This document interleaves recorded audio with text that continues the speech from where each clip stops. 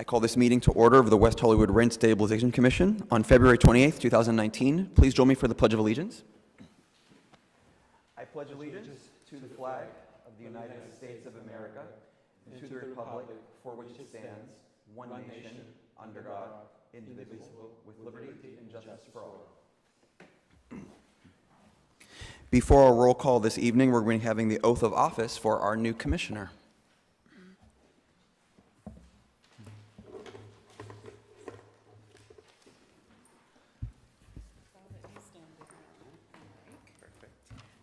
Good evening, Commissioners. For those of you who don't know me, I am Yvonne Corker, City Clerk for the City of West Hollywood, and I'll be administering the oath of office for our new Rent Stabilization Commissioner, Callan Martz.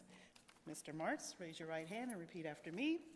I state your name. I, Callan Martz, Do solemnly swear do solemnly swear, that while serving in the office while serving in the office as a member of the Rent Stabilization Commission as a member of the Rent Stabilization Commission of the City of West Hollywood, of the City of West Hollywood, that I will support and defend that I will support and defend the Constitution of the United States the Constitution of the United States and the Constitution of the State of California, and the Constitution of the State of California, that I will bear true faith and allegiance that I will bear true faith and allegiance to the Constitution of the United States to the Constitution of the United States and the Constitution of the State of California, and the Constitution of the State of California, that I take this obligation freely that I take this obligation freely without any mental reservation without any mental reservation or purpose of evasion, or purpose of evasion, and that I will well and faithfully discharge and I will well and faithfully discharge the duties upon which I am about to enter. the duties upon which I am about to enter. Congratulations. Thank you.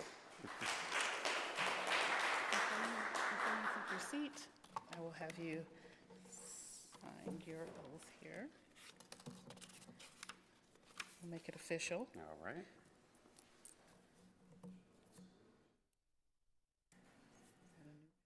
Yep. All right, thank you so much. Thank you. He is official.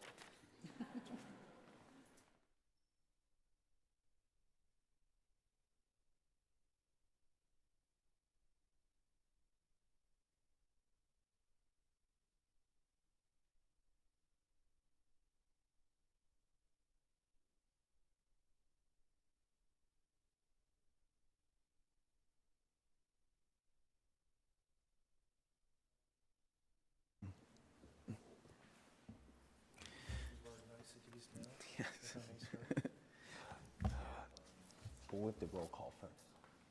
Yeah. Oh, sure. Do you usually say something? Sure, we can start. Do we have a roll call? Well, we haven't done the roll call yet. So we'll move on from item 3, the oath of office, to item 4, the roll call. Secretary Brino, may we have the roll call? Commissioner Bergstein, Here.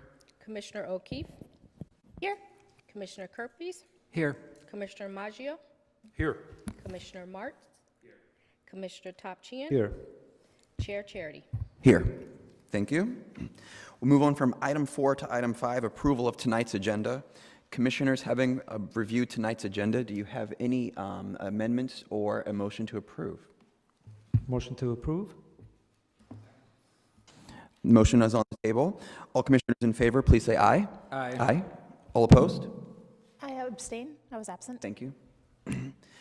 What's the agenda, not the minute? Yes. Yeah, sorry. Okay, so all. I don't abstain. Thank you. Aye. Aye. Thank you very much. Moving on from item 5 to item 6, approval of the minutes of our last meeting, January 4th, 2019. Having reviewed those minutes, do we have any amendments to those minutes or a motion to approve? Move to approve as submitted. Do I have a second? Second. Thank you. All those in favor, please say aye. Aye. All opposed? Very good. The motion passes with one abstention from Commissioner O'Keefe.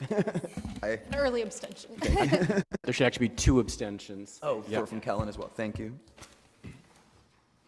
Moving on from item 6 to item 7, public comment. We do have 2 public comments this evening. The first I have in my hand is Ted Green. If you'll please come to the microphone. Before speaking, please state your name and your city of residence. Be sure to speak directly into the microphone so we can hear you, and I believe it'll be 3 minutes on the timer. Thank you very much. My name is Ted Green. I've lived in West Hollywood off and on since 1995, most recently since 2005 in a condominium that I own on Holloway Drive. I'm speaking to you, I want to speak to you about the proposed one-year minimum lease zone text amendment that the city is considering. And I want to mention that the ownership of the apartment building at 8500 Sunset is a client of mine, but I'm speaking as an individual condominium owner who's concerned about this policy because on down the road, I may want to lease out my condominium for less than a year, and I'm concerned that this zone text amendment, if it's changed, could potentially impact me. I know that this issue has come up, different commissioners have brought it up and asked for the commission to evaluate and review the zone text amendment. Unless I missed a meeting, that hasn't happened. And I looked at the municipal code today, and your commission has 4 very basic responsibilities spelled out in the municipal code, the 4th of which is the commission shall evaluate and make recommendations to the city council relative to the city's housing policies. Well, requiring single-family homes and condominiums and apartments to be leased out for at least a year is a considerable change to the housing policy, and I believe that your commission should weigh in on it. Among the issues that I hope you will look at are what impact would prohibiting flexible leasing in buildings built in the last 18 years, which is the current proposal, have on buildings older than 19 years old? Where will the demand go? This issue came up at a recent candidates forum, the Eastside Candidates Forum, where one member of the audience pointed out that his building, built in the 20s, I think he said a 28-unit building, has 4 units that are being rented on a month-to-month basis. He was not happy about that.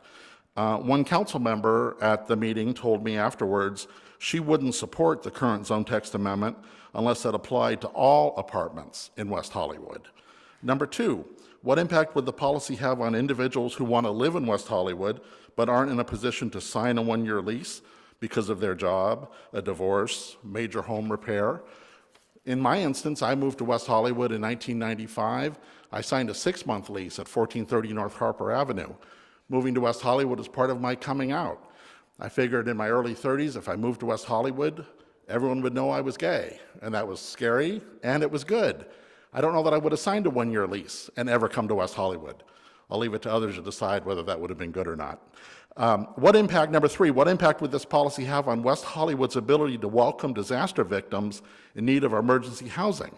The fact is, following November's Woolsey fire, apartments that could have been made available to fire victims remained empty because the city had threatened landlords that apartments must be leased for at least 1 year. Finding number 4, why should West Hollywood be the only city in California to require 1-year minimum leases? Thank you very much. Thank you. Our second public comment this evening is from Mr. Steve Martin.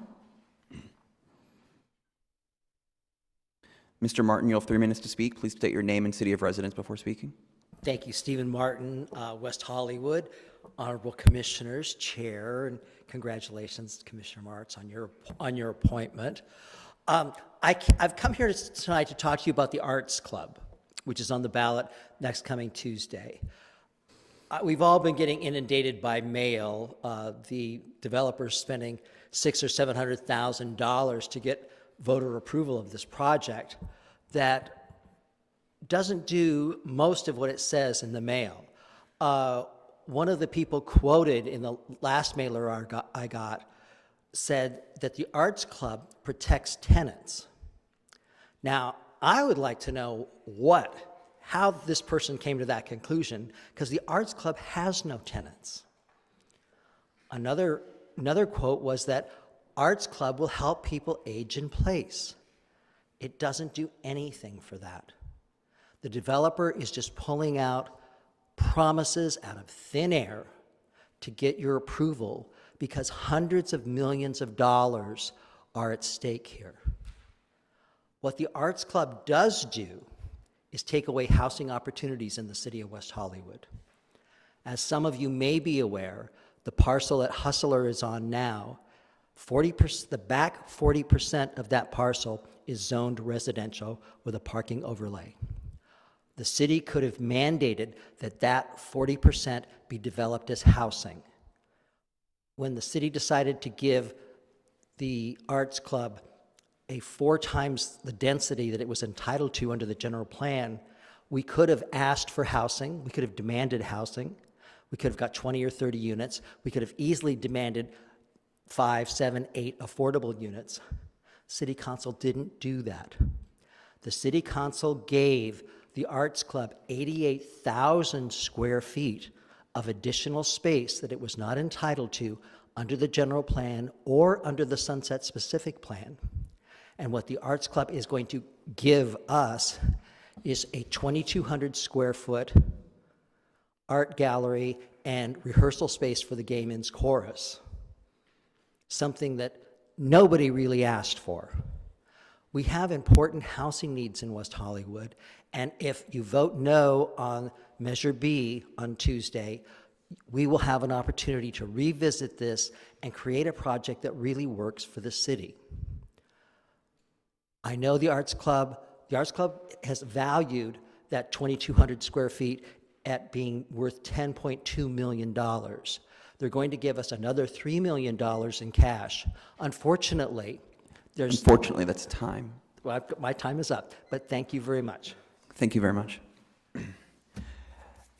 At this time, we'll move on from public comment, item 7, to item 8, our director manager's report, and that will come from our housing manager. The manager's report, can we welcome our new I was going to do commissioner? it during commission comments. if that's Under okay. comments? All right, Yep. thank you. Thank you. So we will move on to item 8, our director manager's report from Mr. Noonan. Good evening. I'm going to briefly review the upcoming calendar. As you can see in your packet, there are several appeals in front of you. Each of the meetings, March 14th, 28th, April 11th, 25th, and May 9th, each have 2 appeals on them. We don't have any other items scheduled on those evenings at this time, and this concludes my report. Thank you. Commissioners, do you have any questions or comments for our report?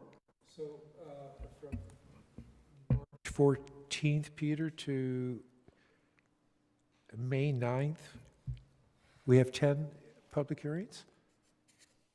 Yes, that's correct. We'll be busy. I have It's a a lot of work. question.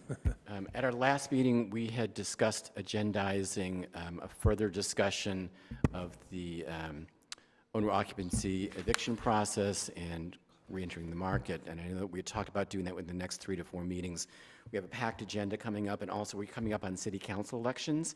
And I know that I'd like the opportunity to discuss this with each of the council members, but I think we need to, I'd be in favor of waiting until the elections are finished. The council has all been sworn in, I think, in April. So if my fellow commissioners would agree to perhaps not agendizing this item until council is in place and our agenda opens up, rather than trying to push it over the next month. Do you have any objections to that? I would object to that. I would like to stay on the same time frame as the 3 to 4 months, only because as an individual resident, we can talk to our council members at any time, but as a commission, I think we need to move forward with our work.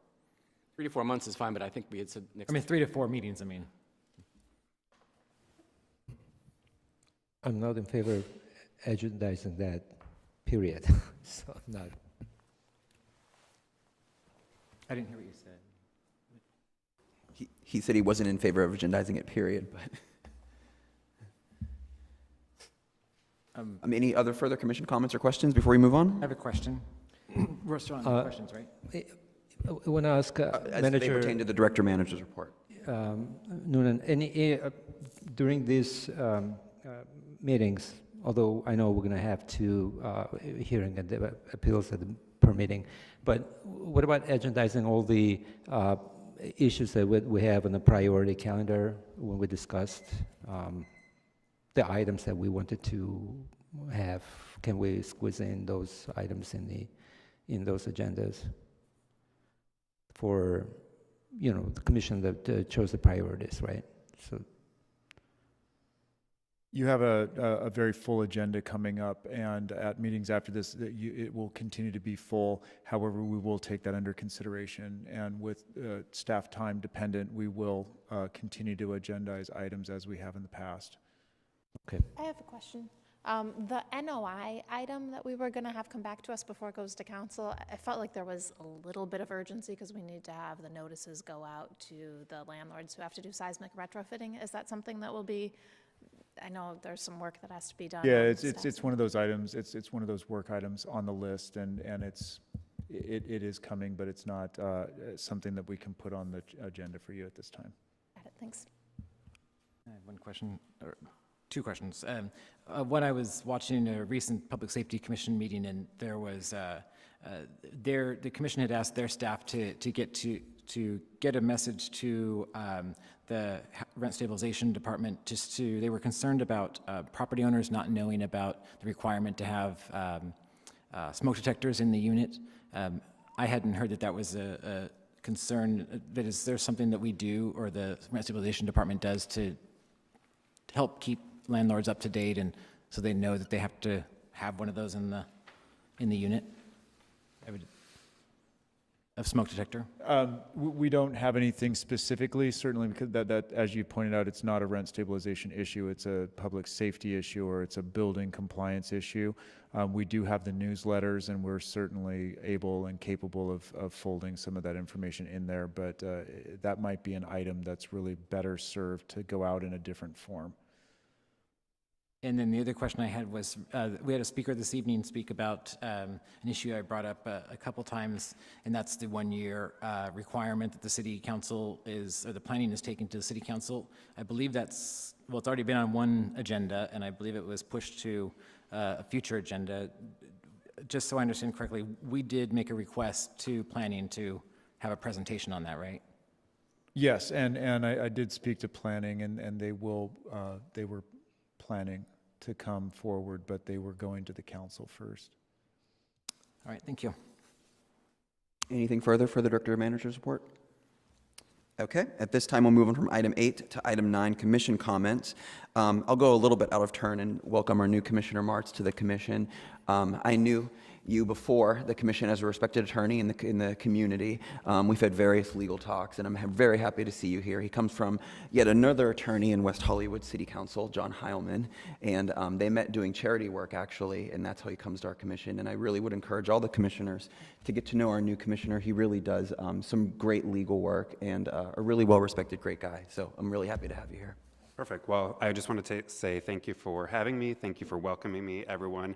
Just very briefly, I am an attorney. I focus on affordable housing and cannabis, and I started as a landlord-tenant attorney. So a lot of the topics that we discuss here have been discussed in the past, and the future are pertinent to what I do. So hopefully I bring some knowledge to bear to the commission, and if you have questions, please let me know.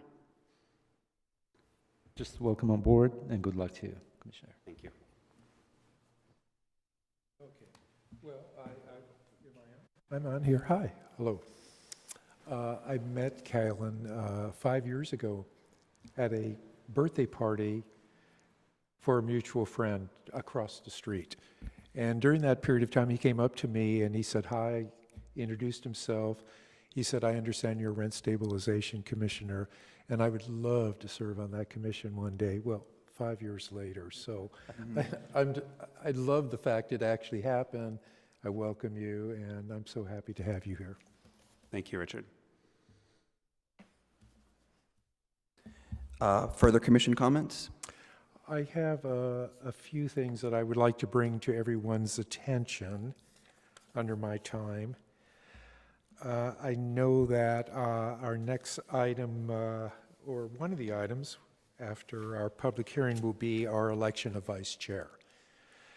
And I was hoping that we could have a discussion before we have any more elections of vice chair and chairs to see if we could reestablish our rotation system that has happened on this commission since 1994. For 25 years, this commission has always rotated, except for the last couple years, their chair, vice chair, and chair. And I think it's been a good idea because of course, if you don't want to be chair or vice chair, you could always pass. But I think it really takes it out of the realm of politics. And I think that a rotation based on the appointed date to me, makes more sense. And I would like for us actually, although we cannot do it now because it's not an agendized item, to have a discussion on that. When we do elect our next vice chair, it will be really for a short term of 4 months, and then we will be doing this all over again. Now, the requirement, and I'm glad our city clerk is here, we do not have to rotate, although we have rotated for the last 25 years. One thing for certain, we do have to rotate the chair. Isn't that correct, Yvonne? And, but I'm not sure about the vice chair, but I think it works that way as well. But I think we need to really discuss if we want to continue a rotation or if we just want to throw it out there each time. That means some people will not have an opportunity or might have to wait longer. These are my ideas.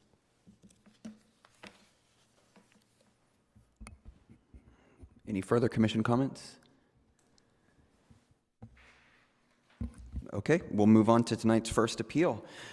This appeal is D-4366, 7530 Hampton Avenue, Unit 203. The appeal was filed by Mr. Shemaev. Mr. Shemaev, I know you're present. This appeal would be opposed by the property owner, Mr. Surratt, or a representative. Is that person present or a representative present? No, so that person is not present. At this time, we'll have a report on this appeal from our counsel, Ms. Regan. Thank you. In this case, the tenant filed an application for a rent decrease and claimed that the landlord had removed a second parking space without a corresponding reduction in rent. The hearing examiner found that the tenant was provided only one on-site parking space, not two, and therefore she denied a rent reduction. According to the hearing examiner, the evidence showed that the tenant would use a second parking space only when one was available, but that was a temporary arrangement until the space was needed for another tenant. Staff recommends that the Commission affirm the hearing examiner's decision. There is substantial evidence in the record supporting the determination that only one on-site parking space was provided by the landlord at the outset of the tenancy, and that parking space has not been eliminated. Thank you. Thank you, Ms. Regan. Commissioners, do you have any questions or comment for our staff? We do not have any questions or comment for the staff. So at this time, Mr. Shemaev, you will have 5 minutes and 5 minutes max to present your case orally to the commission. During that time, please understand that this is an appeal process, so we cannot examine new evidence. We can only examine evidence on the record from the hearing that was in front of the hearing examiner at the time. Please state your name and city of residence when you begin speaking, and also just to remind you to speak into the microphone so we can hear you and understand you. And when you begin speaking, they'll start timing you.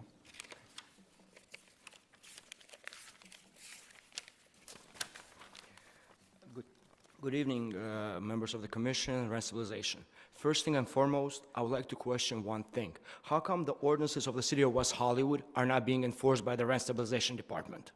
That clearly states, regarding my case section, City of West Hollywood ordinance, printed from the West Hollywood City website, 17.52.120, that clearly states that the landlord cannot remove the parking space once it's given, 12 years later.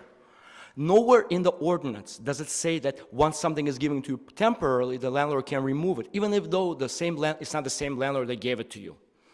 I don't know where the legal department, legal counselor got her information or the hearing examiner got their information, but if you listen to the CD in full, in entirety, you can clearly hear on that CD where the old manager to the property, when I moved into the building, states that we were given 2 parking spaces. Then 11 years later, when the landlord passed away, she stated that on that record, I'm sure you heard the CD, or you probably didn't, that's besides the point, but it clearly stated there that then his wife or somebody named Jody decided to take the second parking space away, which there was a fight over within the City of West Hollywood, because me, myself, and another tenant showed up to the City Hall, which was brought up during the commission hearing, and you can hear it on the CD, on the recording. Also, the whole argument here is because the landlord miscalculated how many parking spaces he has, which was brought up in the ordinance. There's another tenant that's sitting here as well, who has the same exact issue. And if you listen to her case as well, which was heard end of January or beginning of February sometime. No, it was heard on the 16th, no, the 13th of February of this year in West Hollywood, where you can clearly hear the landlord saying, how is it fair that the new tenants only get no parking spaces, but long-term residents like myself and the other tenant been living in West Hollywood for the past 25 years and been in this building for the past, since 2006, have 2 parking spaces. How fair is that? So he's going to take away our parking spaces. And if we don't like it, too bad, because we're not paying market rates. So the decision that the legal counselor did and did in the past are in violation of West Hollywood City ordinances, which you are supposed to enforce. The other party, as we can see, is no-show. So they put the City of West Hollywood Commission, you guys, the ordinances, and everybody else as a joke. And I also submitted the request to speak publicly about this, which got denied by you guys. Thank you. Do I still have time? And I would like my responses, by the way, to be addressed right now while I'm standing here. I would like to have that responses done right now so I can question legal counselor right now based on what decision she made her decisions on. Because right now she's in violation of West Hollywood City Ordinance, which she swore to protect as well. For some reason, the new commissioner did not swear to protect West Hollywood ordinances, only the state of California. Is there a reason why Yvette did not swear him in to protect West Hollywood ordinances as well? Or are they just one piece of paper? Because right now, this is what it feels like. That the commission, the city councilman, the state rent stabilization department are failing to enforce the ordinances, which they did in the 90s, and in 2000s, it stopped. There was a form where the landlords got notified when they violated the ordinances. We didn't have to come to the commission. We didn't have to go here for the hearing examiner. They come in, oh, there's a violation of such ordinance. Those forms are gone from the city record for some reason. I found the copies of those old forms. If you want, I'll bring them to the next meeting so you guys can put them back in circulation. And landlords were running scared. Again, I've been a resident in this city for a long time. And I have dealt with the city before. I'm sure all of you have lived here for a long time. And if you ever dealt with the city hall in 2000s, it was completely different. You came in, you have an issue, city knew their ordinances, the employees, rent stabilization knew their ordinances. They didn't pass the buck to the next door over. This is what's going on. The commission, the hearing examiner are all corrupt. And if you listen to the city for my case, at the end of it, I brought an appeal saying I would like my case to be heard by somebody else because the other side threw a business card on the table and stated, we can make a deal about this. We can make this go away in your favor as well. You're going to get compensated. And then lo and behold, all my evidence gets thrown out. Not considered, not substantial. All of his is substantial. All of mine are not. So how is that fair to the public? Please explain to us. Or we will be having a more discussion about it. Plus, the mayor just got arrested in the city of West Hollywood. Lo and behold, corruption. He got investigated for corruption again. Do we need to do this again with the commissioners and everybody else in the city hall? Because last time it happened in 2000s as well, when the city hall got cleaned up. Thank you. Commissioners, do you have any questions or comment for our speaker? Not for the speaker. Not this time? So we have no questions or comment. We can move into deliberation on this appeal. Commissioners, who would like to start deliberation? Chair, I'd like to ask the legal counsel in regards to the, Ms. Riggin, if you could explain under section 17.52.120, removal of parking prohibited. I know the idea was tenants who will receive parking space, housing service, that would not be removed from their use. There is no requirement to be that service in writing to be provided. It could be a verbal housing service, and there is no requirement to be provided at the time of, at the inception of a tenancy, if I'm correct. Is that true? So, in other words, if during the term of tenancy at any given time, a tenant receives a service, that will become a landlord-provided housing service under the ordinance. It could be evidence of one. And in this case, the hearing examiner looked at all of the evidence to determine whether or not a housing service was provided. And based on the evidence, she determined that one had not been provided. Yeah, I understand the position of the examiner. I was just, I disagreed with that part, so I just wanted a little bit more clarification on that. So the previous, the manager, I forgot her name, she testified at the Sofia Nuzinovic. She was a resident manager during the prior ownership, or she's a current manager, or both? I'm sorry, this is Oh, the more, assistant this of is more resident appropriate for your deliberations. I'm sorry? Is this about your deliberations with the No, other no, commissioners? I was asking you the question if Sophia is the assistant resident manager to the previous owner or the current owner, do you know? I believe she's the current. Current, okay. Thank you. You have questions, sir? I have a question before we begin. I couldn't find in the record whether I know that the parking spot has been, the ability to use the second parking spot has been removed currently because the building is full. I couldn't find anything in the record that stated whether, if the building becomes empty again, that the tenants in the building, the existing tenants would be able to utilize the extra parking. Do you know if there was anything like that discussion? I don't think there was, because that's a hypothetical and that wasn't relevant to the issue at hand. So, for instance, because the hearing examiner was looking at it more as if, so what the hearing examiner, I believe, touched on in her decision was that could be an issue later if that happened. But again, those are all hypotheticals that weren't the basis of the rent reduction. So if the service was the temporary use of a parking spot in the times that there is a vacancy, it would only be a removal of the service if a situation presented itself again where there was a vacancy and an extra parking spot and they were told no, that they couldn't use it. Exactly. It potentially could be a housing Exactly. service. Okay, thank you.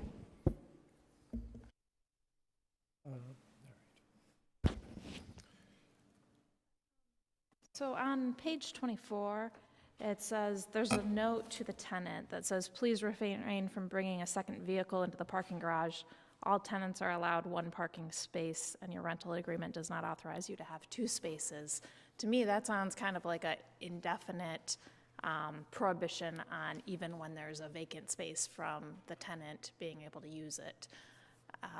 So I know we don't know if there's any vacancy now, but it seems like there was a housing service provided of whenever there is a temporarily available space, the tenant was going to be allowed to use it. So I would think if there was an empty space between tenants, that they should be able to use it, so that this statement shouldn't be binding in that instance. And I don't know if that requires any changing, since as far as we know, that's not the scenario right now of the resolution, but I do think that it would be a removed housing service if, when there's a vacancy, he's not allowed to use the space.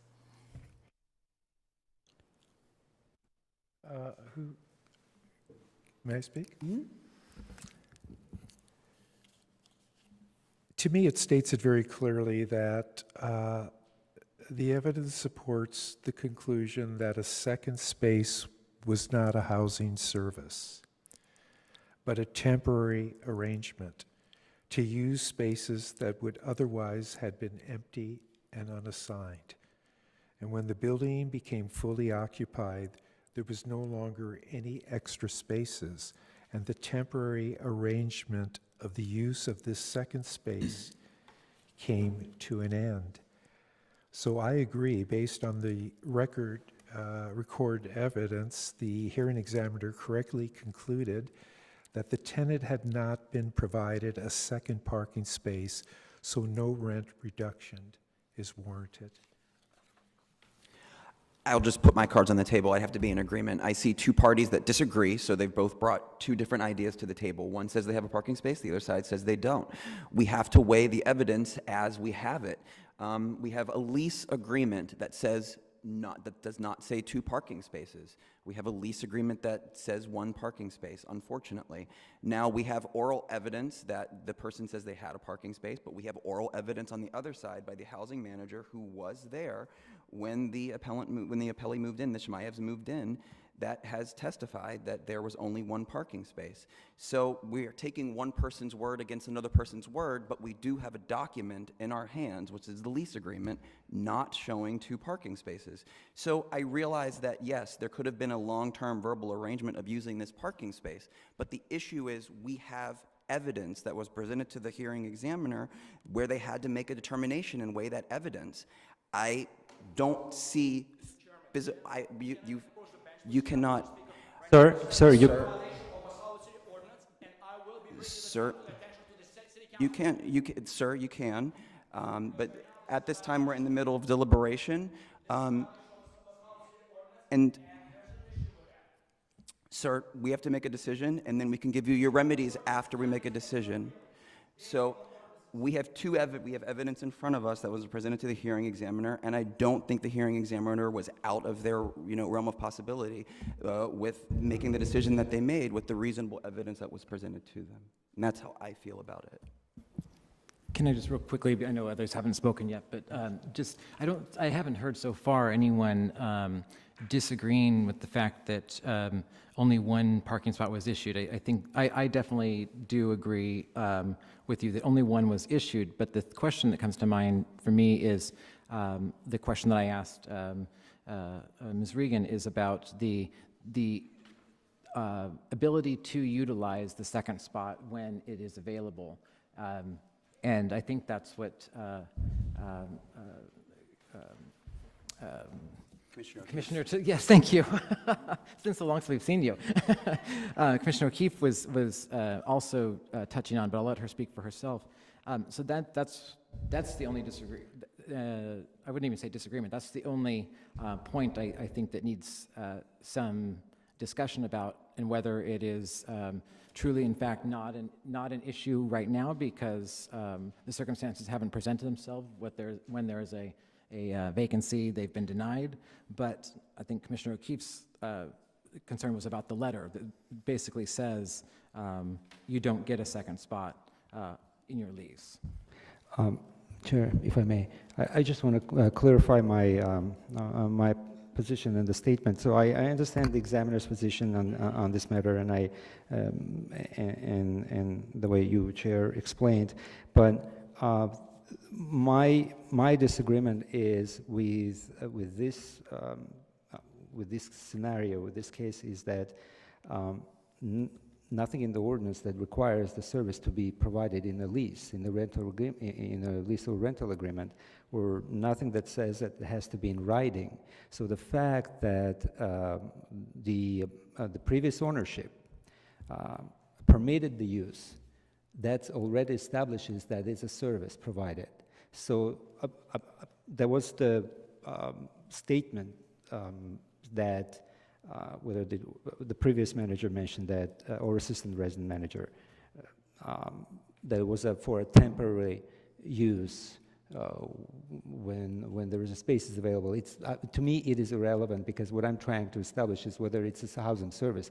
When under the current ordinance, when the landlord, the manager, provides that service, there's no caveat to it unless it's a temporary, unless it's when it's available. It is given, that service. That's how I see it under our ordinance. And if it was provided, then it is a service. So there is no, really, in my mind, it's kind of a black and white. It's the manager is saying, oh, it was only for temporary use, but there is no such thing under the ordinance for temporary use. It's a service. Whether you provide it, you will have that service. So now it's been taken away, then you are entitled to rent decrease. So that's how I see it. That's where I see the disagreement between, from the way I'm thinking and how I read the examiner's position, although I understand her way of thinking, and but I disagree on that. So, because I specifically see it as a service, whether it's provided or not. It's not about temporary use or whenever it's become available. Was the service provided? Yes. And now it's taken away. That's how I see it.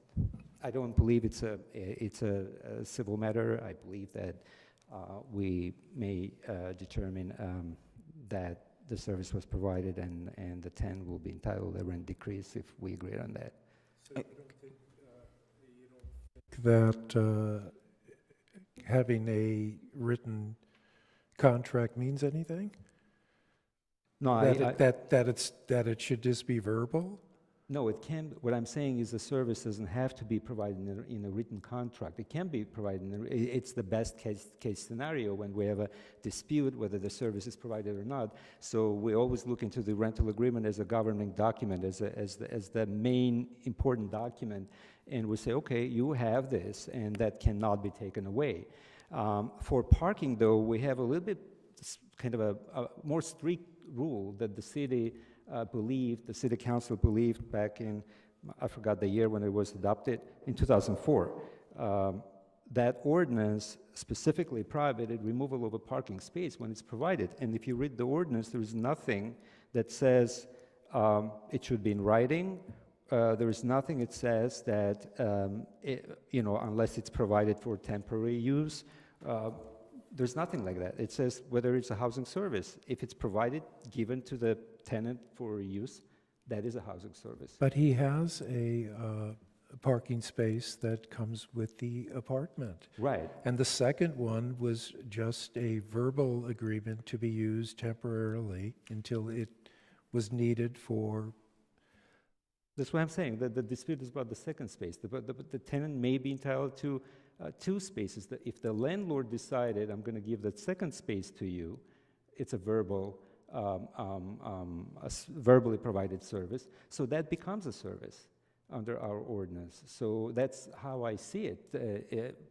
I clearly see it differently, and that's why I think I'm not going to support the examiner's findings, because I believe that there's nothing that says, again, I don't want to repeat myself, that if a service provided on a temporary basis, it's not a landlord-provided housing service. So that's my point. Commissioner O'Keefe.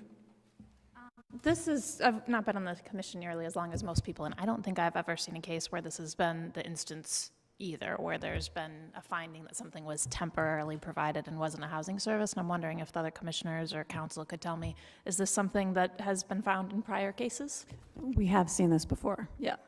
Thank you. I will note, too, that there was no re-registration form filed, which is unfortunate, and that's one more piece of evidence that we're normally able to look to see what was agreed to as a housing service. We're doing our best to muck through the mess of this, obviously, because there wasn't great evidence on either side, really, I feel. Commissioners to my right.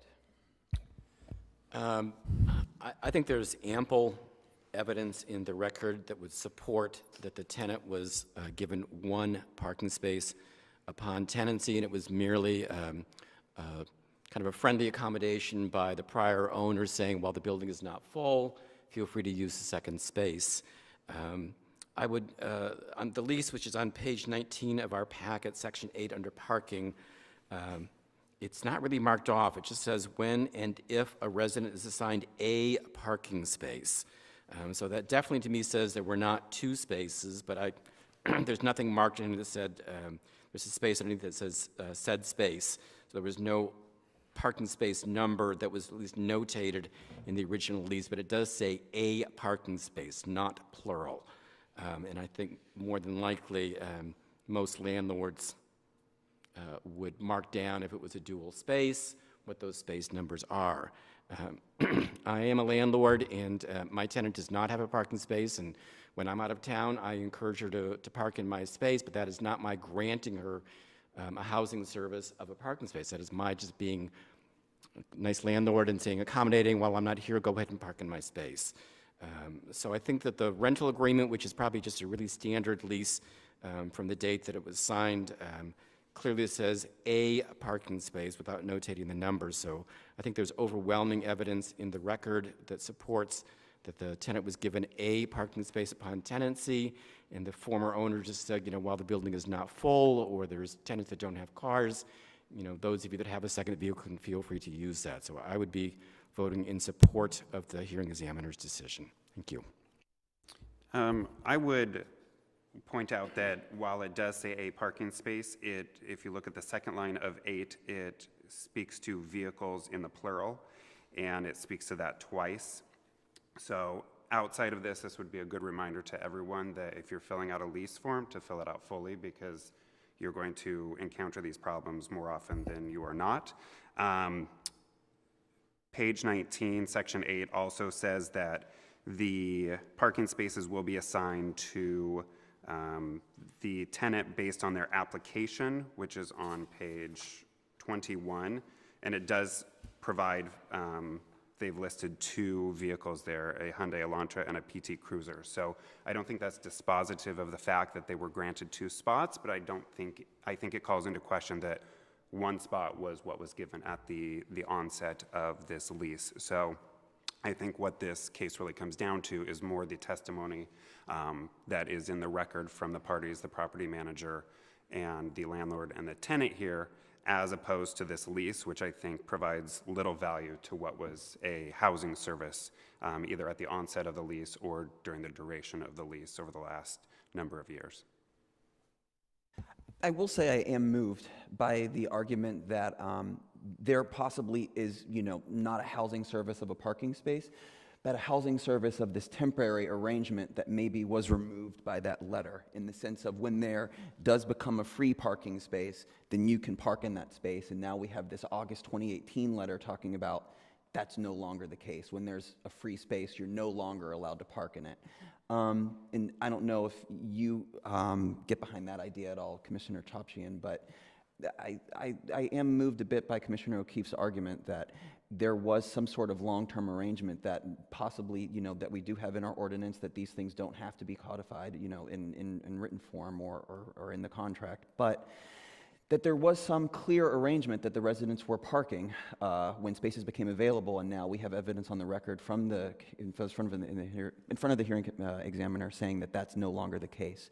Do any other commissioners want to deliberate that with me and see if we see the elimination of a housing service based on this temporary arrangement that was in place?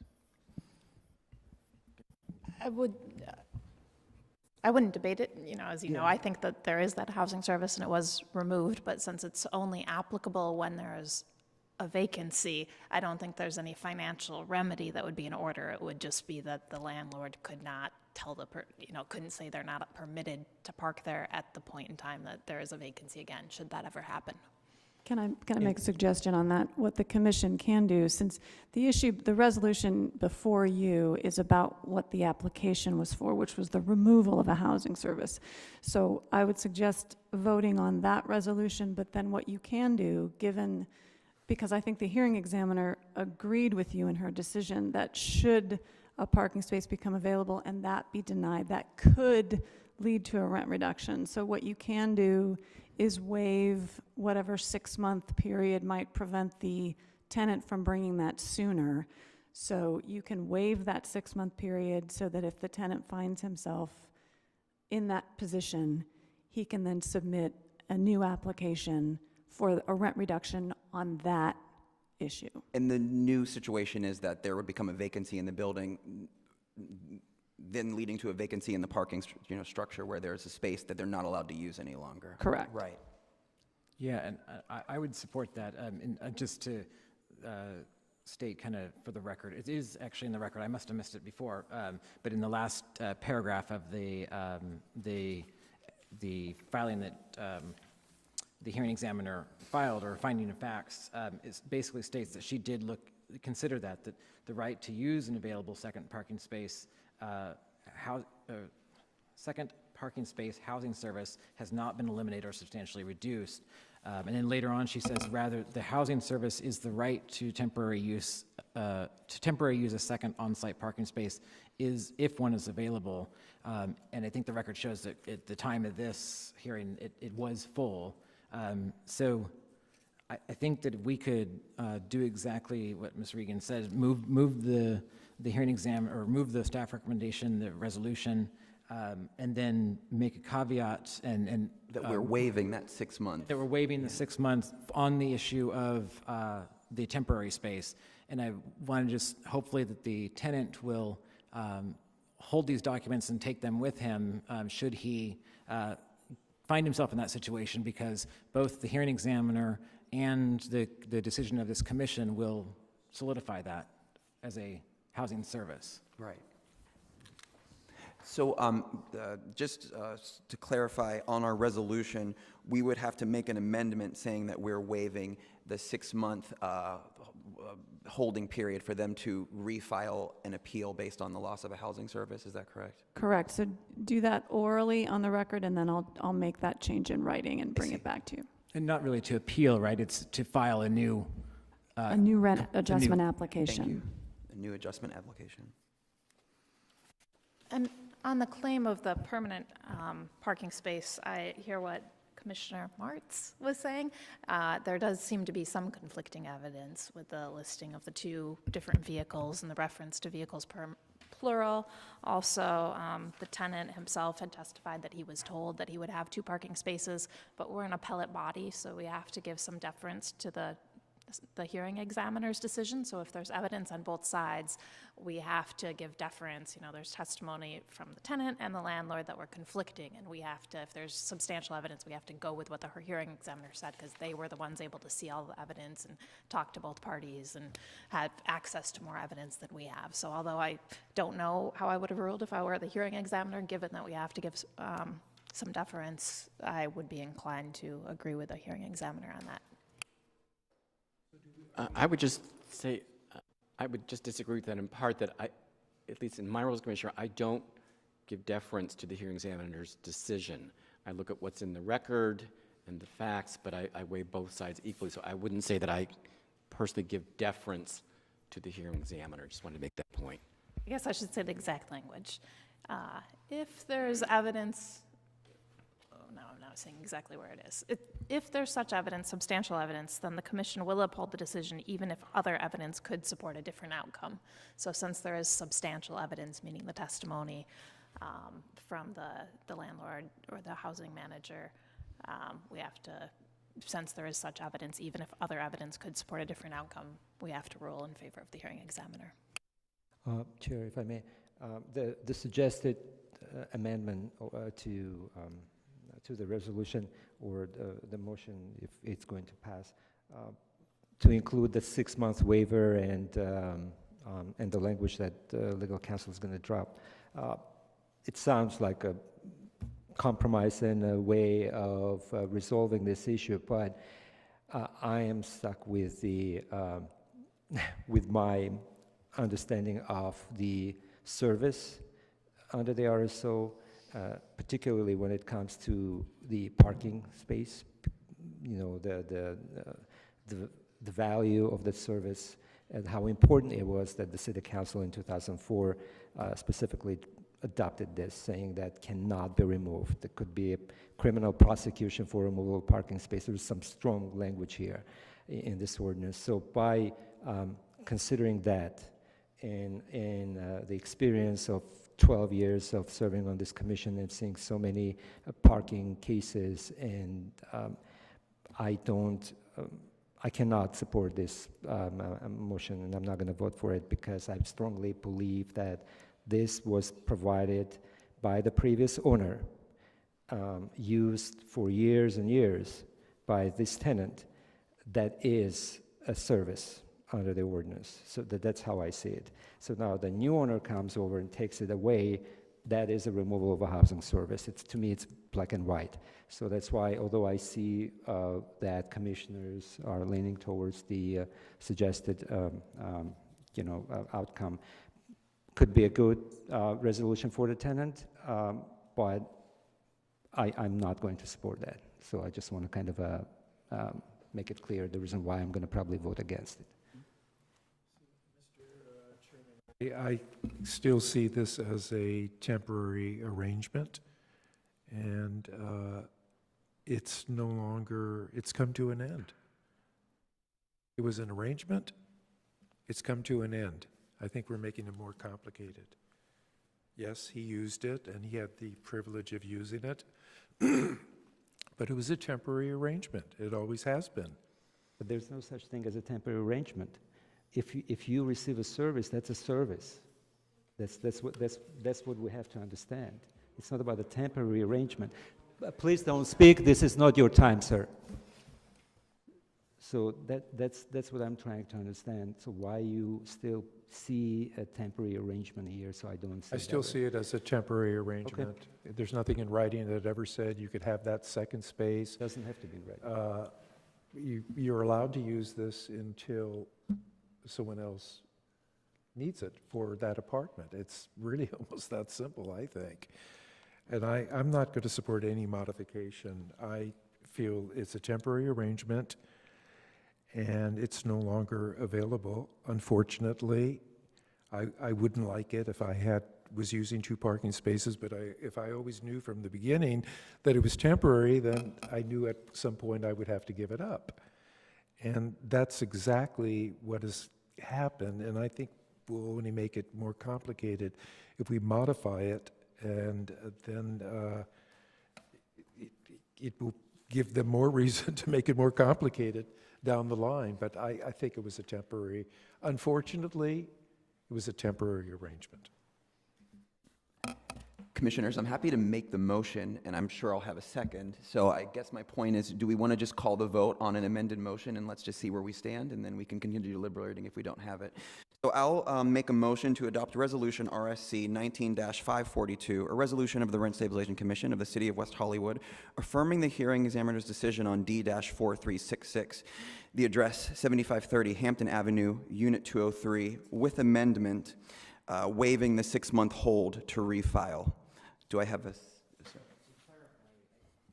I think we want to clarify that it's to refile on the temporary use of, or on the diminishing of a denial of a service, which is the second parking spot when it's available, tenant, that. I'm happy to add that Basically to the what she to said at the refile last on the sentence. denial of the, removing the housing service of this temporary arrangement when there is an available parking spot in the structure. Correct.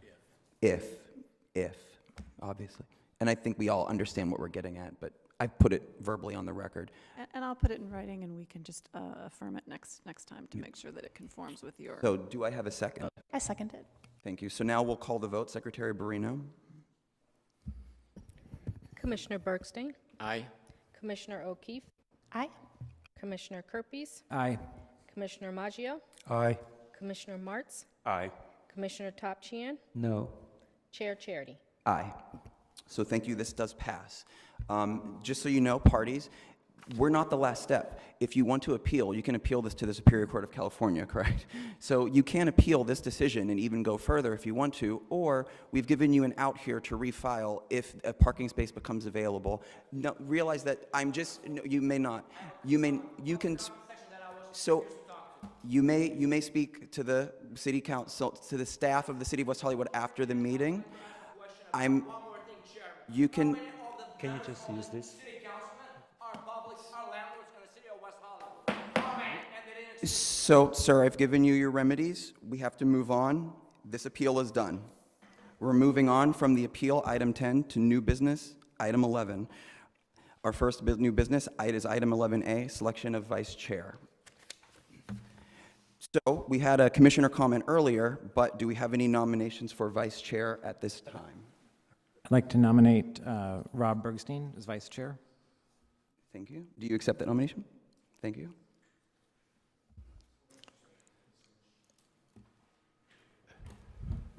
Do we have any other nominations at this time? If we have no other nominations, we can call the vote. I nominate Agassi Topchian for vice chair. Do you accept? Yes. Thank you. Commissioners, any other? So at this time, we have 2 nominations on the board that are accepted, Commissioner Bergstein and Commissioner Topchian for the vice chair. At this time, I believe we would have the vote from, so we'd call the roll from Secretary Barrino on, do we do one or the other first or just both at the same time?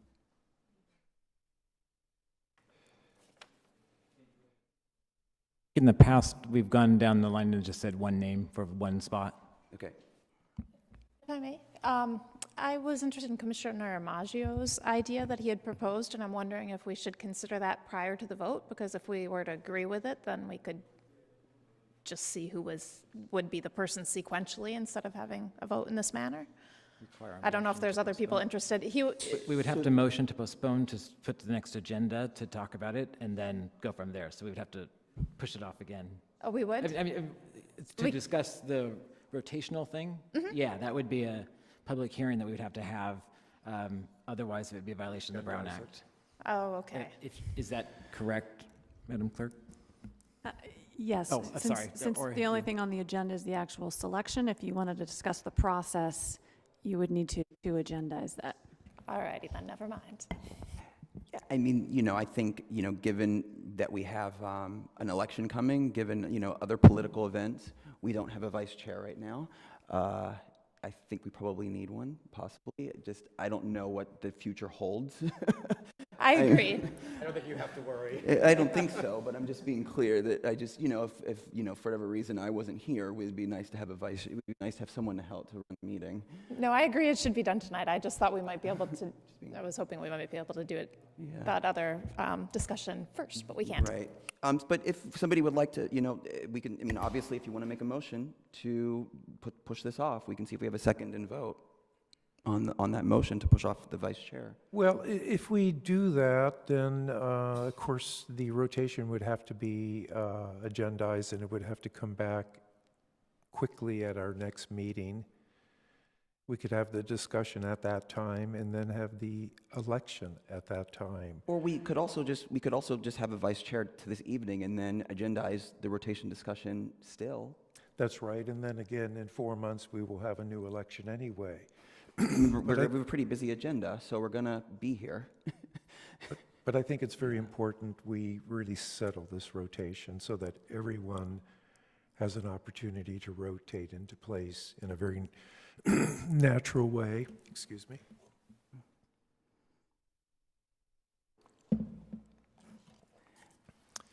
That everyone has an opportunity to rotate just very naturally into place. I think Would you be open to having the vice chair election tonight and just getting that done, and then agendizing this conversation, making a motion to agendize this conversation at a later date? Yes. Okay. I would support that. I'm fine with having that discussion. Unless anyone else has different feelings. So just so we know, we're going to, so let's do this first, because we have two nominees on the table, and then we'll move on to agendizing that, making the motion to agendize that at a future meeting, even the next meeting. So Secretary Barrino, at this time, we'll call the vote for our vice chair. Okay, Commissioner Bergstein, I'm not vice chair yet, so I'll vote for myself. Commissioner O'Keefe, No, Commissioner Bergstein. Commissioner Kerpes, Commissioner Bergstein? Commissioner Maggio. Commissioner Tops, Can you repeat that? excuse me, my voice tonight is failing. Agassi Topsian. Commissioner Martz, Commissioner Topshian. Commissioner Topchian, Myself, Agassi. Chair Charity. Commissioner Bergstein. Okay, so we have Commissioner Bergstein as the new vice chair with 6 votes. Thank you. So now I'll make a motion for at a future meeting, hopefully our next meeting. The motion is to agendize a discussion about rotation of chair on this commission. Do I have a second? Yes, I'll second that, and also, it's a 5-3 vote. I think we made a mistake there. Oh, okay, yes. 5-2. Sorry, 5-2, just so we know. No, 5-3. 4-3. 4-3 was the vote. Thank you. I'm not that popular. Thank you. And we will have agendized for our very next meeting, Yes, this that's what- rotation issue. Yeah, that's the motion I made, and we had a second. All right. So can we have a vote on that motion to agendize this discussion of the rotation of the chair at the next meeting? Commissioner Bergstein, Aye. Commissioner O'Keefe, Aye. Commissioner Kerpes, Aye. Commissioner Maggio, Aye. Commissioner Martz, Aye. Commissioner Topchian, Aye. Vice Chair Bergstein, Aye. Vote? Chair Charity. Aye. I think. Okay, so that was. Can I just make a quick comment on this? Peter, if you could check in the staff liaison to the Women's Advisory Board, and I don't know their name offhand, did a presentation to that board exactly on this issue, on how elections are to be held and how the chair and vice chair positions are to be rotated. So maybe if you can find out how that presentation went and include that in your discussion. Thank you. So, moving Presentation. on. So we'll, I think we're done with this item, so are there anything further on this item? Okay, so we're moving on from item 11A to item 11B, designation of a delegate to provide input on social services priorities. Do we have a staff report on this new business item?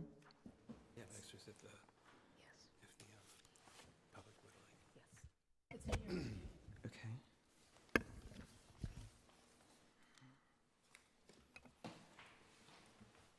Right, so the Rent Stabilization Commission will be asked to designate a chair or an alternative to provide input to the Human Services Commission on social services priorities at their meeting on March 12th, 2019. Do we have anybody that wants to volunteer to? I think the first question would be whether the chair is available and wants to. Let me pull up my calendar.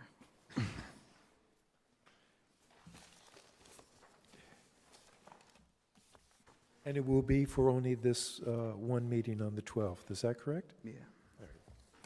I mean, I'm sure I can do it. I just want to check and make sure. That's what it was last year, was just one meeting. Yeah. Or gosh, maybe it was 2 years ago that I don't know. It was 2 years ago you did this, right? The I was gonna say a year funding ago cycle was is every 3 years. Okay.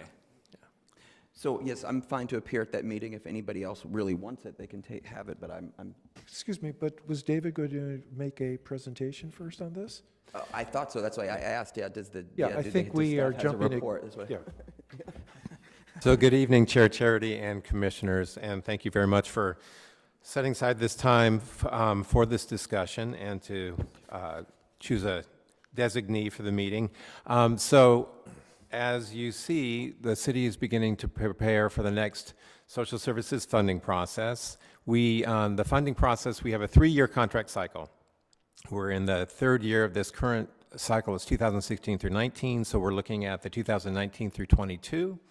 And in preparation for that process, we go out to the community, and I say this is led by the Social Services Division with the Human Services Commission. So we go out to the community and seek input on social services priorities through various methods and modes, trying to get as much input as possible. We will have a public hearing for all community to join us here in council chambers on April 9th. As you are aware, we have been in the process of conducting a very extensive community study. The initial findings from that community study, which also informs this process, will be presented to council at their March 18th meeting. We poll our current providers, and you were just given a list of these are our current providers and a summary of the services that they currently provide. And we have extra copies for anybody in the audience and the public that would like to see that. And then the commission asked for a representative from all of the boards and 2 commissions to provide input that affects your constituencies at their meeting, this one on March 12th. So as I mentioned, it's all the boards, and then there will be a representative from the Public Safety Commission and from Rent Stabilization, as much of the work that you do is, kind of aligns with the services that we provide through the contracts with our nonprofit organizations, the direct social services. As you see, it's a full range of services, from support services for individuals with HIV and AIDS to services for seniors, legal services, mental health services, substance abuse treatment, services for children and families. So it's the full range. So it sounds as though you already chose your designee, but we'd like to just quickly spend a little bit of time with the questions here tonight so your designee can have the input from the commission to take to that meeting in March. These same questions will be posed at that meeting, and your designee will have the chance to share your input from this evening. So the questions are in that staff report, and we'll go through them quickly. I'm going to take some notes also, and then I will send that to your staff to get to your chair, your designee, so we'll have that to reference at the March 12th meeting, which is March 12th, 6 p.m. at the first floor conference room at City Hall. So the first question, and you can stop me if you have questions about this process, but the first question is, what are the significant social services needs of the constituency your commission represents? So what do you see as the current significant social services needs? So I'll start as a former member of the Human Services Commission. I did make a few notes coming in here. Some of these are may not be specific to rent stabilization, but may just be people in any kind of housing in the city of West Hollywood. So the issues that I wrote down are continuation of legal services for tenants facing evictions or any kind of harassment issues from their landlord. Any issues with seniors or the disabled as far as ADA compliance in their units. I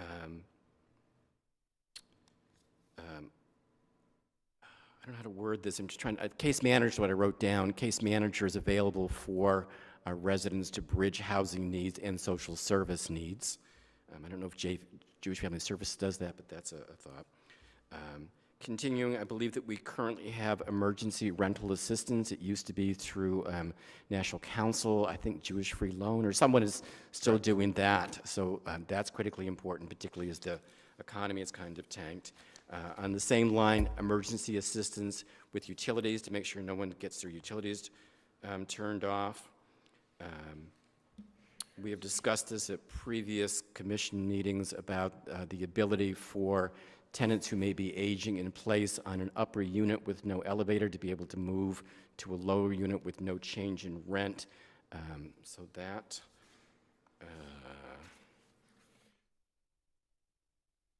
And to continue a working alliance with code enforcement. So if code enforcement goes into a unit and sees housing service issues, report it to rent, and vice versa. If rent is following up on an issue, report it to code compliance. Kind of a synergy between the two. Thank you.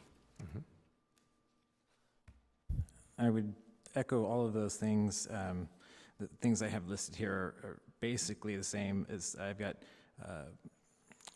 Basically housing security, whether that be financial assistance, preserving existing housing opportunities that's available, housing assistant, oh wait, that's the same thing, caseworkers, multidisciplines that identify someone comes in with need for financial assistance. They may also be identified as someone who needs mental health issue or assistance or food assistance, and then I think, yeah, you said everything else that I could think of. Thank you. I'll go ahead. I would echo all of those, and I think the biggest need that I see often is legal assistance for tenants. Right. I don't know how many cases from both West Hollywood and outside of the city that I've handled where someone either says, my landlord's doing something, or landlord's on the opposite side of that, but also the fact that they can't afford it. So whether I was providing pro bono, low bono, reduced costs, I think that that's a need that's never going to go away. So the more that we put into our budgets for that is critically important to our constituents. Commissioner. I also would echo what my fellow commissioners have said. Emergency rental assistance and financial assistance was mentioned, but I think, if there are people on an ongoing basis that cannot quite afford the entirety of their rent, if we had some program similar to Section 8 for people in the city that would allow them to stay in housing that they might otherwise be pressed out of, as I understand it, it's only temporary at this time. So I think that would be really helpful. So an additional ongoing subsidy. I think that might prevent some people from losing their homes or going without medicine, things like that. And ADA compliance was mentioned, but there might be things where ADA doesn't require some kind of adaptive housing that would be useful to people being able to stay in their apartments, to have, bars near in the bathrooms and all kinds of adaptive technology like that to make it easier to stay in place. The issue of people being able to get up and down stairs is a really difficult one for people in our rent-stabilized housing. So anything that can be done to help folks get in and out and stay in place would be good. I just wanted to add the thought of moving a senior from an upstairs unit to a downstairs unit. it's something we have hoped for the last 2 or 3 years, and but we never get any cooperation in regard to it from landlords. You know, they just do not want to do it, and they're not required to do it, but they just do not want to do it. They prefer to get the individual out of the apartment so it could go back up to market rate. I don't know if some way we could offer incentives, but I think maybe that has been discussed as well. But that's probably my biggest concern. But I do agree with all the topics. It's so important that we discuss all these topics and make individuals aware of certainly what their rights are and where they can get help and who is helping them, and for them mostly not to be afraid, because so much is based on fear. People, you know, are afraid to complain. They're afraid to ask. You know, they just don't want anything to upset the apple cart. And we have to find ways to encourage people to be stronger and more assertive. And I think by providing a variety of elements that will help them, maybe we could get them there. Those are my thoughts. Commissioner Topchian? Nothing further? Yeah, I don't have anything further. Everything that I had on my list was mentioned. I just echo Commissioner Maggio's emphasis on empowering tenants and getting the information to them about their rights and empowering them to, you know, to take advantage of what they have in certain jurisdictions. So I'll go on to the second question. Thank you for your input. Have there been recent changes to services needs or service delivery for the constituency your commission represents? So are you seeing, you know, changing needs? If you look back in the past, you know, few years, as I said, this is a 3-year cycle, our contracts. Are you seeing a difference in the needs of your constituency, or in, you know, the way that services are accessed or delivered? Say there's a greater need than there was 3 years ago due to the lack of housing, affordable housing. So it's added pressures to all the things we just suggested, that all of these were problems or things that services we would want to provide 3 years ago. I'd say they're more intense of a need now than what they were. And we have an aging community that's gotten older too, so they're 3 years older than what they were then, and reach a certain age, and 3 years is a big difference. Mm-hmm. I find that many of the individuals who are fortunate to get new housing have to go through the recertification process every year, and I'm asked by others to help. It's difficult even to help yourself when you have to go through that recertification, because you have to present so much information, so many documents. I think we have to find a way where people in that situation can really have a place to go to help them to get through that quickly, maybe to expedite it more quickly in some way. Okay. And this year, there was a 3% increase in the amount that rents could be increased compared to the previous year, which is, I think, the highest it's been in many years. So that's more challenging for people on fixed incomes, of course, and low incomes. I mean, I think just given the nature of the laws and the way they are, we're going to have a decreased rent-stabilized housing stock as we go forward. So I do think, like as you were saying, that it just makes it a higher intensity moment for art to, you know, really empower our rent-stabilized tenants. I think that we all see West Hollywood going through a tremendous period of development, and I don't, you know, I can just forecast that we're going to have some rent-stabilized buildings that we lose during, you know, the next few years with all this development going on. Go ahead. I just wanted to add that the department creating the building blocks and the seminars to help people understand, I think our commission has been really very proactive and very progressive in helping renters understand through so many of these workshops that we have, and I think they've been very successful. Some are more attended than others, but they're all attended, and people show interest in those. I would just add that homeless services, I think, is a increasing need, as the other commissioners have said, as we lose rent-stabilized apartments and as rents increase on all types of apartments. We have seen increased homeless numbers in the city. So homeless outreach and homeless services, I think, are going to continue to be very important.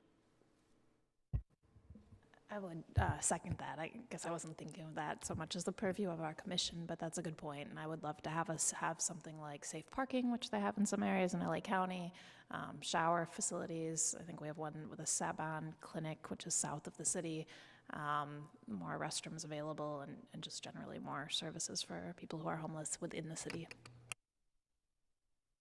I'll just tag on to that because I think it's such a terrific idea. And Dick Reardon, who I think was one of the best mayors in LA, started a program where there were semi-trucks that were converted to, they were bathrooms, showers, and washers and dryers in one semi parked in the areas where the homes congregated and the businesses complained. But I would love to see that concept happen in West Hollywood. Not sure if it's through your department, but just a great concept. I think that's it. And the final question, what barriers might there be to your constituency accessing available services? In some cases, I think there's language barriers, less use of internet, so perhaps less awareness of the services that are offered. And then there are probably some that any services that you have to physically get to are difficult for anyone who's in a walk-up that's no longer able to easily walk up and down their stairs. Yeah, I agree regarding the lack of maybe information in Russian for the Russian-speaking community. I know the Jewish Family Services does a really good job with the outreach to the Russian-speaking population, and my parents, they are members of the group, and they're very satisfied with the services, the comprehensive services they provide, and they also help with the sorts of applications to fill out, if annual applications or some sort of a government, whatever evaluation needed or something for housing or whatever it is.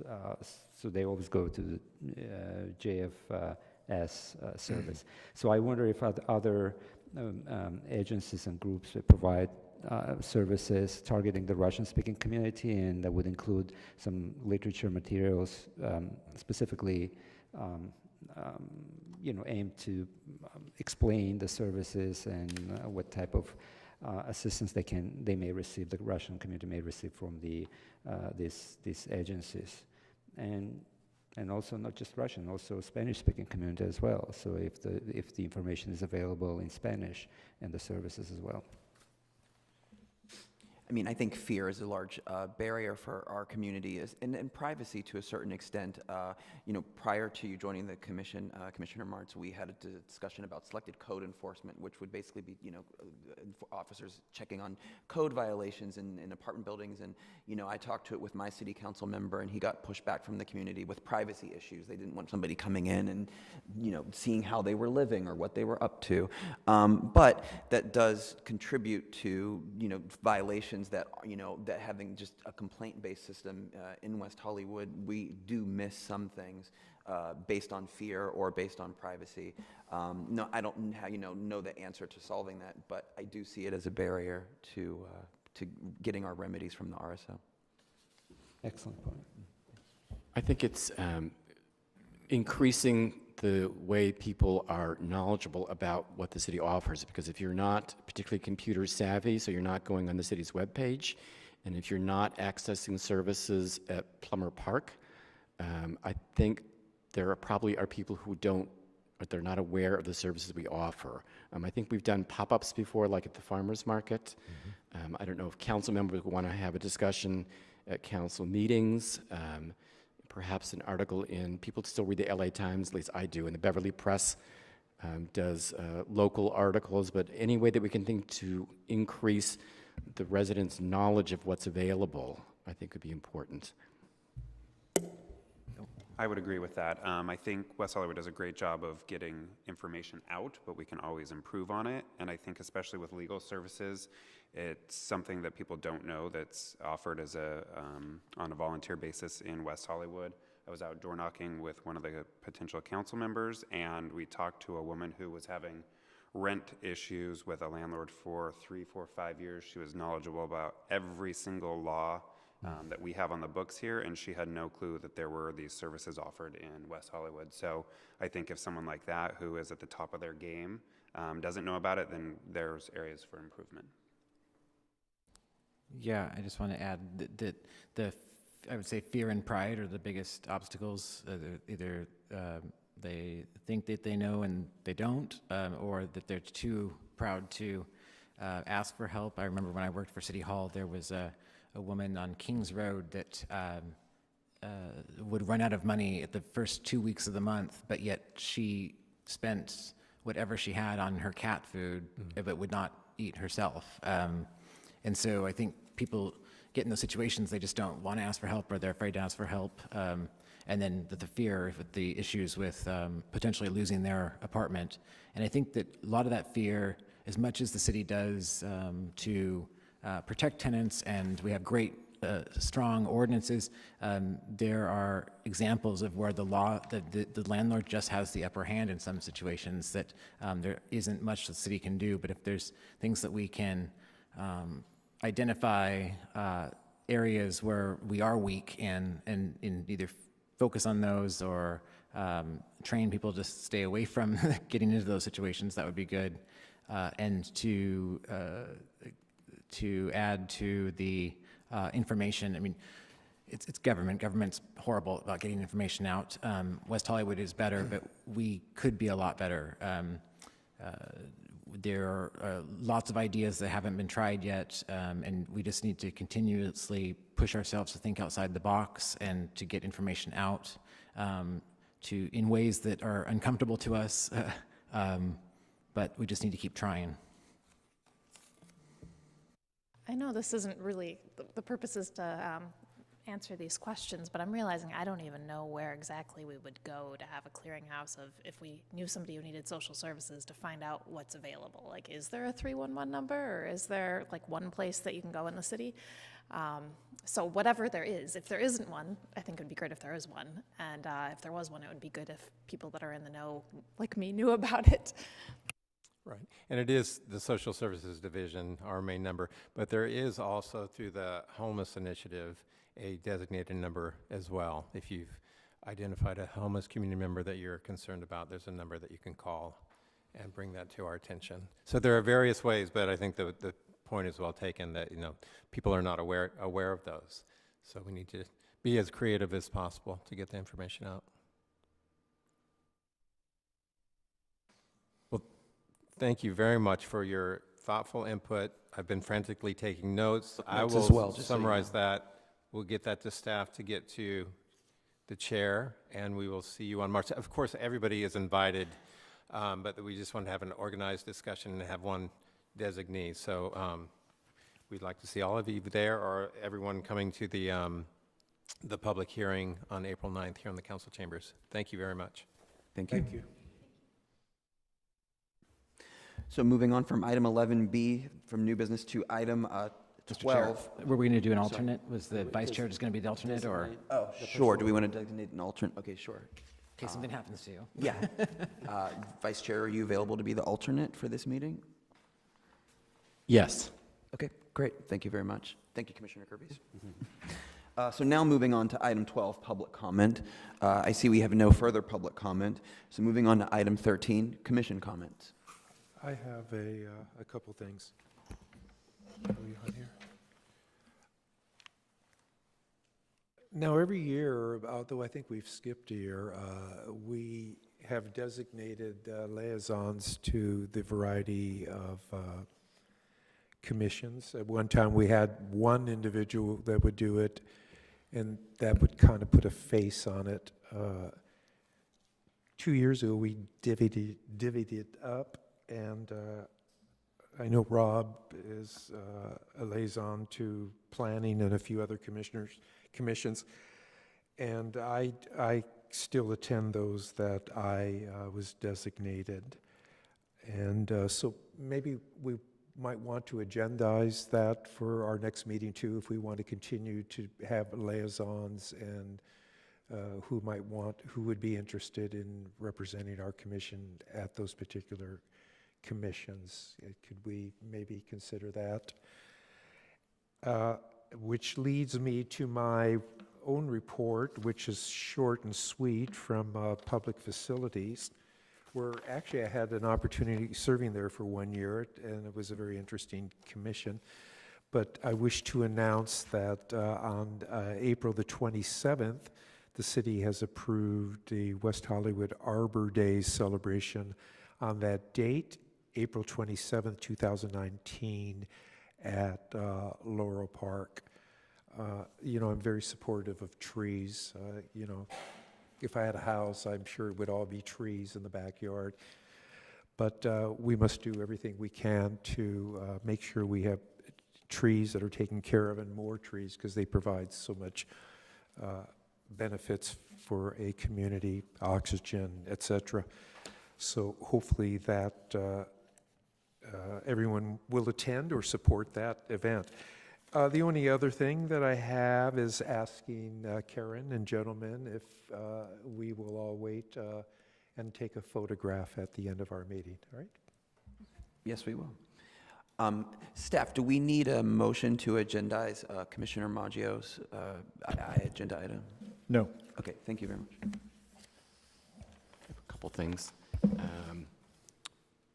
One, Peter, I got the information in the mail about the homeless incentive program, and I just had one question on that.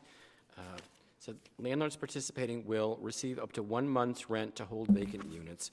Rent amount is determined by the current Los Angeles County fair market rents based on bedroom size. Do you offhand, and I didn't give you a heads up on this, know what those rental amounts are? I'm assuming it's sort of what we do, we're Section 8 in the city, what the rents are for a 1-bedroom, 2-bedroom?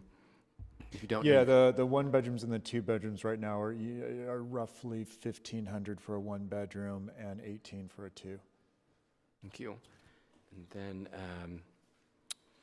I'd like to ask if maybe we can agendize for a future discussion, because I've always been confused on if a tenant has an open and obvious usage of anything, whether it's a washer and dryer on their patio or something that came up tonight. At what point does that open and obvious usage of something become a housing service? I'm wondering if that might be a discussion item from Allison at some point.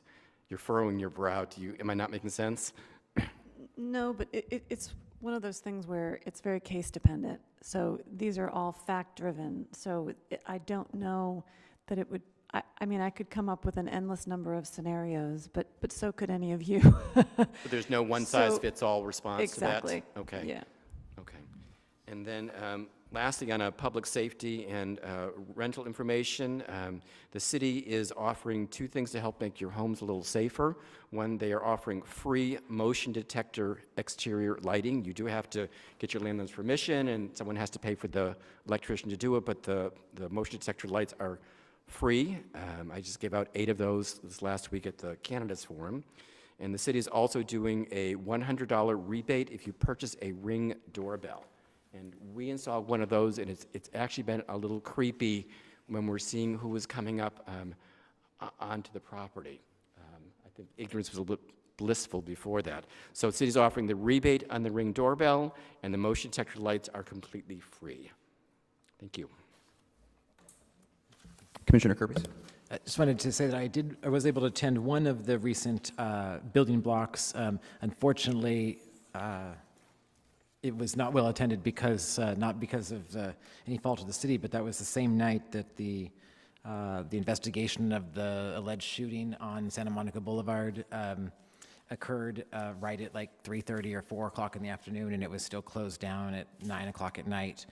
So I walked over there after watching all the traffic just sitting there, and by the time I got there, there was only like 2 people there, but the staff did a great job at sitting with those 2 individuals and really helping them through, especially yeah, helping them through their issues and made sure that the time that they spent to get there was worth it for them. But I was hoping, and I heard that due to something else beyond our control, I don't recall what it was, but the previous one had also had something happen that night and was not well attended. So I'm hoping maybe we could redo those two at some point or fit them back in sooner than what we would normally wait to do them. I think that it was the tenants, both tenants one, the first round of tenants, the basics, and then the tenants part two, maybe. Thank you. Commissioner O'Keefe? Two things. One, there's been an article about a woman who was in rent-stabilized housing that was being Ellised out who had terminal cancer. And I believe I saw that Councilmember Horvath had talked to the city and that she'd been offered housing at one of the affordable housing locations. And I just, I don't know if you can talk about specific cases, or I'm also curious about general policy. If somebody's Ellised out and is low income, my understanding is they're given priority for moving into the city's affordable housing, and I'm wondering if that's the case, to confirm it if it is, and if so, if the rents are no more than they're being charged previously, or if, you know, how that works. Able to answer it. Yeah, and if we're moving on to staff comments, I'll just jump into that at this point. Well, let's see, do you have any? Should I wait till staff time for that? Yeah, possibly. Okay. And then the one other thing, we talked about the one-year lease and that we cannot, the council, I think, wants to hear it first, that planning won't bring it to us. Does that mean we cannot agendize that and have a discussion of it prior to the council deciding on whether or not to mandate a one-year lease for more recent buildings? Is that true? We cannot take that up? Yeah, again, if there, unless, I'll answer that in staff time. Is this staff comments at this Sure. point? Are there any further commission comments? Sorry. We'll wait. try to get all those out of the way. Nothing further? Okay, then we'll move on from item 13 to item 14, staff comments. So I have heard that a couple times tonight, so I will speak with planning and see how we can address that, what options we have, because it was before the council. The council did table it. I don't know the status of that one-year lease item. It is in the zoning code, but I'll see what we can do, all right? In regards to our protections and our counseling that we have within our ordinance for tenants that are being displaced. We do provide a number of different levels of counseling, and we do have a nonprofit, Alliance for Housing and Healing, that works with us. We contract with them to provide that service to tenants that are being displaced. We do offer priority within our inclusionary housing program, but we also, more importantly than that, is that Alliance for Housing and Healing works with displaced tenants. They do an assessment and they do align tenants with new housing options that are most appropriately suited for the tenant. The tenant does receive relocation fees as well. And ultimately, though, tenants do not need to accept housing services or anything offered by our consultants, and they may choose to take their own path towards relocation. The last item that I wanted to share is another, I've heard, oh, actually, that's all I had to say on that. Please follow up with me with questions if you have after the meeting or another time. Last point, a couple of the commissioners mentioned the unit transfers and desire for unit transfers. I just wanted to let you know that we had put that out for RFP a couple years ago, and we did not get any responses. We went out twice with that RFP. However, I'm happy to report that we recently did see some interest from Goldfarb Littman in providing us with a memo, providing us with some analysis of how tenants have navigated through the legal system to successfully receive a unit transfer under the Fair Housing Act. And with that information, we will then also look at how we might be able to direct or support or help tenants navigate that process here in West Hollywood. So more to come in the future on that. That's my comments. Yes. Unit transfers in much larger buildings? I don't have any other information about it at this time, just to let you know that we're able to find a firm that was interested in looking at it, and they're looking at it. All right, thank you. Commissioner Kirby said a question. Yeah, I'm still, I think I'm confused about, so you mentioned on the one-year issue that you would talk to planning to see what we could do. It was my understanding that that's what was already questioned. I mean, it's been something that is, we all knew was going to appear on the city council agenda soon. And I want to be clear, planning refused to come and present to us the issue of the 1 year, that the request was made? No, but however, since we asked, it was tabled, so it was set on the agenda for the council. And so it was going to council, but council has tabled the item. And so the question that I can go to planning is, now that there's a new timeline, and with that new timeline, perhaps there's other paths. I guess what I'm trying to figure out is I want to be clear on what I'm understanding is that the message did get to them that we were interested in the issue, and at that time they did not come and present. No, they were intending to present, but after they went to council, yes. We would like them to present, I think, before they go to council, Right. so that we can weigh in before the decision's made. Yes, I've heard that, and I will bring it up with planning. Great. Thank you.